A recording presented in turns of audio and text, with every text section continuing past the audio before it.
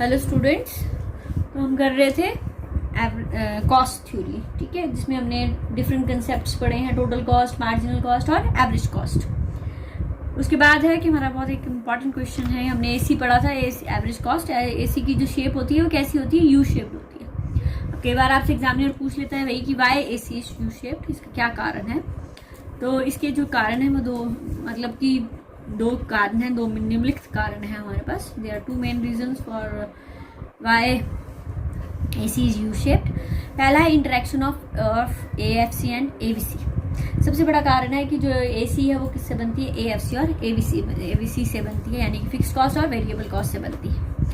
Average fix cost आपको पता ही है कहाँ कैसी होती है, इसकी शेप रेक्टेंगुलर हाइपरबोला होती है, और एवीसी की शेप कैसी होती है? ऐसी होती है। इसका मतलब है जैसे जैसे हमारा आउटपुट इंक्रीज होता है, कॉस्ट क्या होना शुरू होती है? कम होती है। एफसी तो कम ही होती जाती है। एवीसी क्या है? जैसे जैसे आउटपुट इंक्रीज हो रहा है, एवीसी भी क्या होती जाती है? डिक्रीज होती है। एक मिनिमम पॉइंट पर पहुंचती है, फिर उसके बाद क्या होना शुरू हो जाती है? बढ़ना शुरू हो जाती है।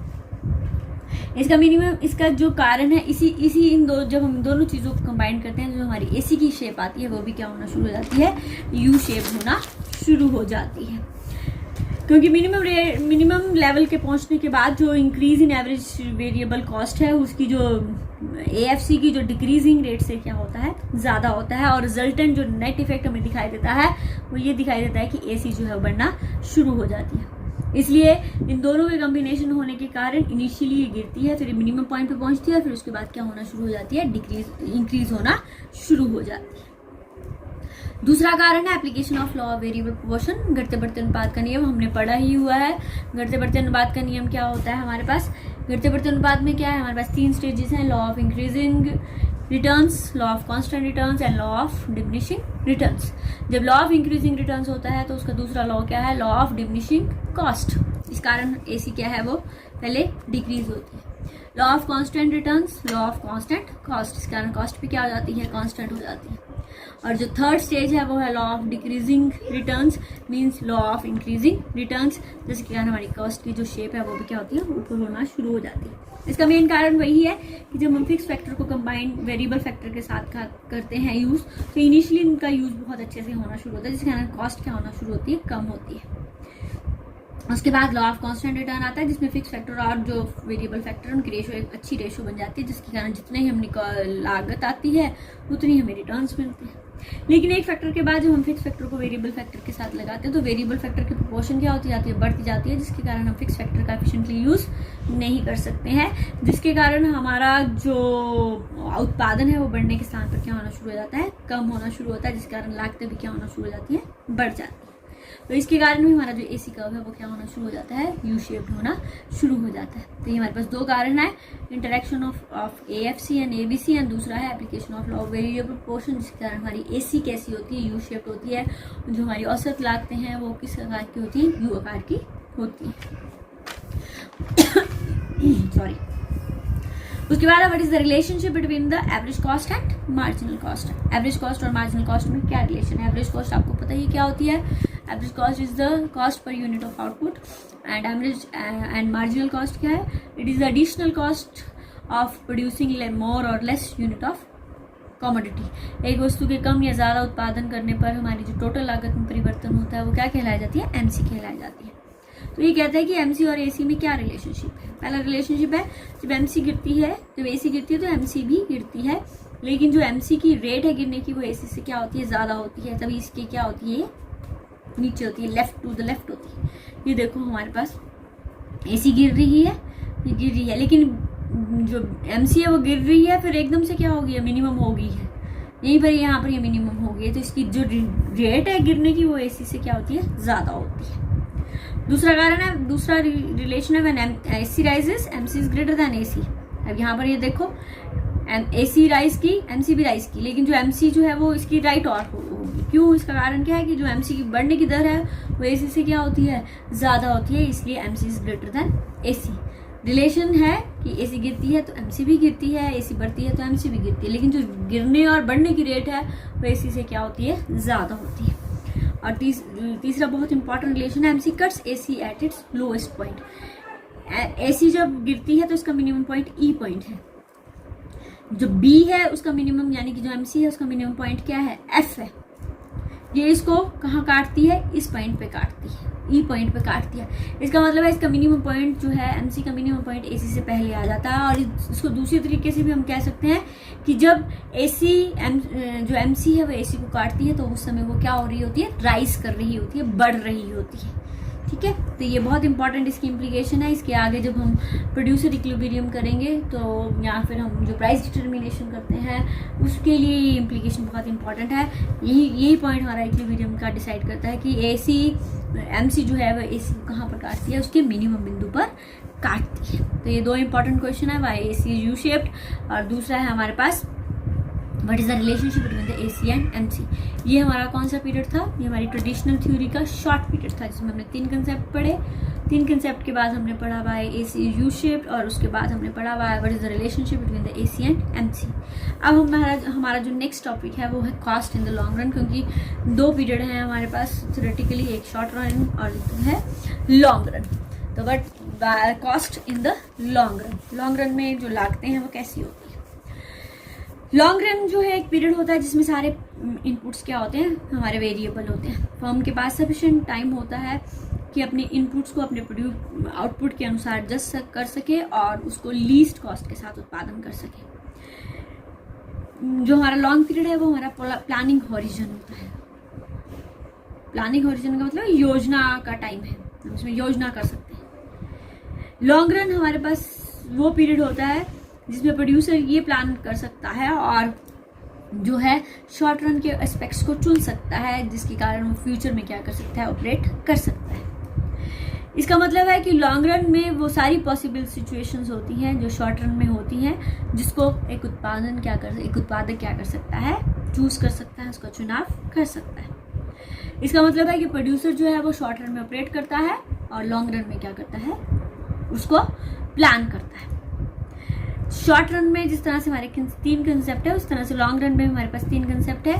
एक है लॉन्ग रन टोटल कॉस्ट, एक है लॉन्ग रन एवरेज कॉस्ट, और एक है long run marginal cost. Long run का मतलब पता चल गया ना आपको कि दीर्घकालीन वो पीरियड है जिसमें एक उत्पादन जो है शॉर्ट रन की सिचुएशंस को देखते हुए डिसाइड करता है कि उसमें किस प्लांट के साथ जो है उत्पादन करना है। तो पहली कॉस्ट हम पढ़ेंगे लॉन्ग रन टोटल कॉस्ट। जो हमारा शॉर्ट पीरियड है उसमें हमारे पास टोटल कॉस्ट को बनाने के लिए हमें फिक्स कॉस्ट और वेरिएबल कॉस्ट की ज़रूरत पड़ी थी, लेकिन लॉन्ग रन में हमारे पास फिक्स कॉस्ट और वेरिएबल कॉस्ट की ज़रूरत नहीं है, क्योंकि सारे फैक्टर्स कैसे होते हैं, वेरिएबल होते हैं। और लॉन्ग रन में सिर्फ हमारे पास टोटल कॉस्ट होती है जो हम, और वो कॉस्ट भी क्या होती है, it is the minimum cost at which each level of output can be produce. एक बिल्कुल न्यूनतम लागत होती है जिस पर एक उत्पादक जो है वस्तु का उत्पादन कर सकता है। For each level of output, there is a point on the cost curve indicating minimum short period cost. दूसरे शब्दों में हम इसको कह सकते हैं कि प्रत्येक उत्पादन के लिए कॉस्ट कर्व पर एक बिंदु होता है जो उसकी मिनिमम जो है, उसकी न्यूनतम जो शॉर्ट पीरियड कॉस्ट है उसको दर्शाता है। लॉन्ग पीरियड जो है वो उन सभी कॉस्ट का क्या है, it is just the locus of all such point. उन सभी पॉइंट्स को क्या करता है, लोकस मतलब इकट्ठा करता है। इसलिए लॉन्ग रन जो कॉस्ट कर्व है, it is the envelope of short run total cost. Long run total cost of production is the least possible cost of producing any given level of output when all inputs are variable. जब हमारी सारी जो आगतें हैं वो कैसी होती हैं, variable होती हैं, तो जो हमारी लॉन्ग रन टोटल कॉस्ट है वह उस वस्तु के उत्पादन की न्यूनतम लागत होती है। लॉन्ग रन में एक प्रोड्यूसर जो है वो एक मिनिमम लागत पर जो है उत्पादन कर सकता है, क्योंकि उसके पास सफिशिएंट टाइम होता है, उसके पास जो है एक बहुत सारा पर्याप्त समय होता है जिसमें वो डिसाइड करे कि उसने कौन से ऑप्टिमम प्लांट साइज को लगाना है। He can decide optimum plant size and he will also select least cost factor proportion. Least मतलब न्यूनतम जो लागत की उसकी जो साधन प्रोपोर्शन आती है उसको क्या कर सकता है, डिसाइड कर सकता है। इसका मतलब है लॉन्ग रन जो है हमेशा किससे जो है कम होती है। Long run total cost is always less than and equal to short run total cost, but it is not more than short run total cost, क्योंकि न्यूनतम लागत है और ये शॉर्ट रन टोटल कॉस्ट से कभी भी अधिक नहीं हो सकती है। Long run total cost curve जो है it represents the least cost of जो है डिफरेंट क्वांटिटीज ऑफ आउटपुट। मैं आपको यहाँ बताती हूँ। ये जो है शॉर्ट रन टोटल कॉस्ट, ये क्या होता है, टेंजेंट होता है। STC1 एंड STC2, ये STC1 है हमारे पास ये, एंड STC2 ये हमारे पास शॉर्ट रन टोटल कॉस्ट हैं, दो डिफरेंट प्लांट साइज के। जो लॉन्ग रन टोटल कॉस्ट है वो हम इसके मिनिमम पॉइंट्स को क्या है जोड़कर हम प्राप्त कर सकते हैं। किसी भी दिए गए आउटपुट के लिए लॉन्ग रन टोटल कॉस्ट क्या है, उसकी न्यूनतम लागत है जो वो विभिन्न जो उसके प्लांट साइज है उनको वहां से वो क्या करता है, उनका चुनाव करता है। लॉन्ग रन टोटल कॉस्ट जो है वो शॉर्ट रन कॉस्ट कर्व के क्या होता है, टेंजेंट होता है। इसलिए LTC एनवेलप्स का मतलब क्या होता है, उसको इकट्ठा करता है, लिफाफा बनाता है, उसका कवर करता है, कवरिंग करता है।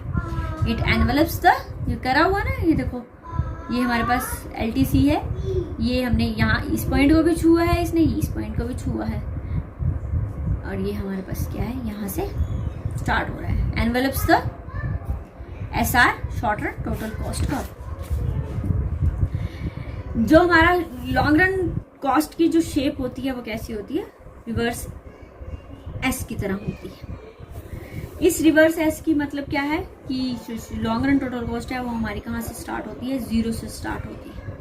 इसका मतलब है कि अगर हमारे, क्योंकि यहाँ पे सारे फैक्टर वेरिएबल्स होते हैं, तो अगर हमारा आउटपुट 0 है तो लॉन्ग रन टोटल कॉस्ट भी क्या होगी, 0 होगी, और उत्पादन बढ़ता जाएगा तो ये भी क्या होती जाएगी, बढ़ती जाएगी। लेकिन STC हमारी कभी भी क्या है, 0 नहीं होती है। हम 0 नहीं मानते हैं उसको, मानते थे हम टोटल कॉस्ट हमारा हमेशा y एक्सिस से स्टार्ट होता है। लॉन्ग रन टोटल कॉस्ट का क्या होता है, पॉजिटिव स्लोप होता है। इसका मतलब है हम जितना ज़्यादा प्रोड्यूस करेंगे उतनी ज़्यादा हमारी क्या होगी, लागत होगी। जो long run total cost curve है वो इंक्रीजिंग, पहले जो इंक्रीज करता है वो डिक्रीजिंग रेट पे करता है, फिर कांस्टेंट होता है, और फिर ये जो है इंक्रीजिंग रेट पे इंक्रीज होना शुरू हो जाता है। तो लॉन्ग रन टोटल कॉस्ट क्या है, एक न्यूनतम लागत है जो हम कहाँ से प्राप्त करते हैं, short run total cost curve से प्राप्त करते हैं। क्योंकि प्रत्येक उत्पादन के लिए हमारे पास क्या है, short run total cost curve है, और वो short run total cost curve जब हम इकट्ठा कर देते हैं तो हमारे पास क्या प्राप्त होती है, long run total cost curve प्राप्त होता है। इसलिए जो long run total cost curve है it envelops the short run cost curve. उसके बाद नेक्स्ट आती है हमारे पास long run average cost curve. Long run average cost curve LAC, it cost curve क्या है, long run average cost curve क्या है, it refers to minimum possible per unit cost of producing different quantities of output in the long run. Long run average cost से हमारा अभिप्राय क्या है, प्रत्येक पर यूनिट जो है न्यूनतम लागत है, जो हम विभिन्न क्वांटिटीज़ को जब लॉन्ग रन में उत्पादन करते हैं तो उनकी जो प्रति इकाई न्यूनतम लागत है वो हमारे पास क्या कहलाई जाती है, लॉन्ग रन एवरेज कॉस्ट का कहलाई जाती है। Long run average cost is determined, कैसे प्राप्त करते हैं, जो लॉन्ग रन हमारे पास टोटल कॉस्ट है उसको हम किससे डिवाइड करेंगे, Q से डिवाइड करेंगे। Lowest average cost attainable when all inputs are variable, that is when any plant size can be constructed। जो हमारी LAC है वो क्या है, सबसे न्यूनतम लागत है, और वो न्यूनतम क्यों है, क्योंकि इसमें सारे फैक्टर्स क्या है हमारे पास वेरिएबल है, और हम कोई भी जो अपना प्लांट साइज है उसको क्या कर सकते हैं, निर्मित कर सकते हैं। लॉन्ग पीरियड में एक फर्म के पास जो है बहुत लंबा समय होता है जिसमें वो डिफरेंट साइजेस को क्या कर सकते हैं, यूज़ कर सकते हैं। एक गिवन क्वांटिटी के लिए वो डिफरेंट प्लांट साइज जो है वो यूज़ करता है, क्योंकि जब इस प्लांट को हम ऑपरेशन में लाते हैं तो एक फर्म क्या है, बिल्कुल कम लागत पर वस्तु का निर्माण कर सकती है, और एक जो रैशनल प्रोड्यूसर है वो उस प्लांट की सहायता से जो है उत्पादन करता है जहाँ पर उसकी लागत क्या होती है, न्यूनतम होती है। जैसे जैसे उसका जो डिमांड चेंज होती जाती है वैसे वैसे आउटपुट चेंज करता जाता है, और वैसे वैसे ही क्या है उसकी न्यूनतम लागत भी क्या होती जाती है, चेंज होती है। क्योंकि हर एक प्लांट की क्या है अपनी शॉर्ट रन एवरेज कॉस्ट है, और हर प्लांट के शॉर्ट रन एवरेज कॉस्ट के साथ ही हम क्या प्राप्त करते हैं, लॉन्ग रन एवरेज कॉस्ट प्राप्त करते हैं। यहाँ पर हम इस एग्जाम्पल के साथ समझाऊंगी मैं आपको कि किस तरह से M और N उत्पादन करने के लिए वो 2 डिफरेंट साइजेस का जो है वो यूज कर रहा है। 2 प्लांट साइज है, एक स्मॉल प्लांट है और एक हमारे पास क्या है, सेकंड लार्ज प्लांट है। स्मॉल प्लांट है उसकी जो कॉस्ट है SC1 है, और जो दूसरा प्लांट है उसकी जो कॉस्ट है वो क्या है, SC2 है। अब वो किस प्लांट को यूज करेगा ताकि उसको लाभ हो, ये वो क्या करता है डिसाइड करता है, देखते हुए कि किस प्रकार उसके उत्पादन की मात्रा को जो है वो कम लागत पर बना सकता है। मान लो उसने OM यूनिट्स बनाने हैं, तो अगर OM यूनिट्स बना रहा है तो जो उसकी SSC1 का यूज कर रहा है तो उसकी लागत आ रही है BM के बराबर, और अगर वो SSC2 का यूज करता है तो उसकी लागत आ रही है AM के बराबर, जबकि AM जो है वो BM से क्या है ज़्यादा है। इसका मतलब है कि वो OM के लिए किसका यूज़ करेगा, किस प्लांट का यूज़ करेगा, SSC1 का यूज़ करेगा। नाउ अगर उसका उत्पादन बढ़ जाता है, ON के बराबर हो जाता है, तो वो जो है अगर मान लो क्या बोलते हैं SSC1 प्लांट यूज़ कर रहा है तो उसकी लागत आ रही है DN के बराबर, अगर SSC2 यूज़ कर रहा है तो उसकी लागत आ रही है CN के बराबर। अब यहाँ पर DN कॉस्ट ज़्यादा है CN से, यानी कि SSC1 की कॉस्ट ज़्यादा आ रही है और SSC2 की कॉस्ट जो है वो कम आ रही है, तो किसका यूज़ करेगा, SSC2 का यूज़ करेगा। तो इसलिए एक फर्म जो है वो अपने प्रोडक्ट के अनुसार, अपनी क्वांटिटी के अनुसार डिसाइड करता है लॉन्ग रन में कि उसने कौन सा प्लांट जो है वो यूज़ करना है जिसकी लागत क्या होगी, न्यूनतम होगी। तो जो OM क्वांटिटी है उसके लिए वो SSC1 यूज़ करेगा, और जो ON क्वांटिटी है उसके लिए वो कौन सा यूज़ करेगा, SSC2 यूज़ करेगा। अब हमने यहाँ से क्या करना है, लॉन्ग रन एवरेज कॉस्ट को दिखाना है। ये हमारे पास long run average cost curve है which is tangent to short run average cost curve at some point. ये जो हमारा इस पॉइंट है that is your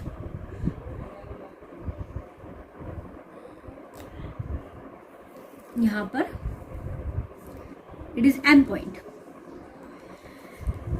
to the left of the M point जो हमारा LAC है वो क्या है, यहाँ से वो क्या है, इनके जो है डिक्रीजिंग पॉइंट पे क्या हो रहा है, टेंजेंट हो रहा है। वो क्यों टेंजेंट हो रहा है, इस डिक्रीजिंग पॉइंट्स पे क्यों टेंजेंट हो रहा है, क्योंकि इस पॉइंट पे LAC भी क्या हो रही है, डिक्रीज हो रही है, क्योंकि यहाँ पर SSC के जो स्लोप हैं वो भी कैसे हैं, नेगेटिव है। और to the right of M point जो LAC है वो कहाँ पर टेंजेंट हो रही है, इंक्रीजिंग पॉइंट्स पे। यहाँ पर ये इन पॉइंट्स पे टेंजेंट हो रही है, ये वाला हो गया हमारे पास, ये वाला हो गया एंड ये वाला हो गया, और उसके बाद जो ये वाले पॉइंट्स हैं वो इन पॉइंट्स पे इंक्रीजिंग पार्ट पे क्या हो रही है, टेंजेंट हो रही है। वो क्यों हो रही है, क्योंकि इस अवस्था में जो हमारा जो SSC है वो क्या हो रहे हैं, इनका जो है स्लोप जो है वो इंक्रीजिंग हो रहा है। तो इसलिए जब इन सारे पॉइंट्स को हम जोड़ेंगे तो हमारे पास क्या प्राप्त होता है, LAC प्राप्त होता है। The lowest point on each SSC curve, however, may not be the point of tangency with the LAC curve. जरूरी नहीं है कि जो हमारे पास जो लोएस्ट पॉइंट है SSC का वही LAC का टेंजेंसी पॉइंट हो। The lowest point on an SSC curve is tangent to LAC curve only at the lowest point of LAC curve. जो LAC के लोएस्ट पॉइंट है उसी पर जो है हमारा SSC कर्व जो है वो क्या होता है, टेंजेंट होता है। It is therefore at M point alone the optimum use is being made of the short run plant. इस जो M point है इसी पर हमारे short run plant का क्या हो रहा है, ऑप्टिमम यूज हो रहा है। जो हमारी लॉन्ग रन एवरेज कॉस्ट है वो हमारी विभिन्न नामों से जानी जाती है। पहला है एनवेलप कर्व और दूसरा है हमारे पास planning curve. Envelope curve and planning curve. Long run average curve को हम एनवेलप कर्व भी बोलते हैं क्योंकि ये सारी short run cost average cost curve को क्या करता है, एनक्लोज करता है। इसका अभिप्राय है average cost in the long run can not exceed the short run average cost. जो हमारी लॉन्ग रन एवरेज कॉस्ट है वो भी शॉर्ट रन एवरेज कॉस्ट से अधिक नहीं हो सकती है, क्योंकि लॉन्ग रन में जो हमारा इंडिविजुअल फैक्टर है उसको फुल कैपेसिटी के साथ यूज किया जा सकता है। इसलिए जो हमारी लॉन्ग रन एवरेज कॉस्ट है वो शॉर्ट रन एवरेज कॉस्ट के सराउंडिंग ही होती है। It will not cut SSC curve and rise upward. ये जो है SSC को कट नहीं कर सकती और ऊपर की ओर नहीं बढ़ सकती है। इन सभी को क्या करती है, एनक्लोज करती है, अपने आप में मिलाती है। और इसको हम प्लानिंग कर्व भी बोलते हैं, योजना वक्र भी बोलते हैं, क्योंकि इन कर्व की सहायता से ही एक फर्म ये डिसाइड करती है कि उसे विभिन्न आउटपुट के लिए कौन से जो है वो कॉस्ट का यूज़, कौन सी जो है प्लांट का यूज़ जो है करेगा ताकि उसकी कॉस्ट क्या हो, मिनिमम हो। The long run average cost is a planning curve in the sense that it is a guide to the entrepreneur in his decision to plan the future expansion of his output. ये हमें ये निर्धारित करने में मदद करती है कि उसने अपने जो उत्पादन है उसको किस प्रकार से बढ़ाना है। तो अभी तक हमने क्या पढ़ा, long run total cost and long run average cost. इसका जो अगला कंसेप्ट है वो हम कल पढ़ेंगे।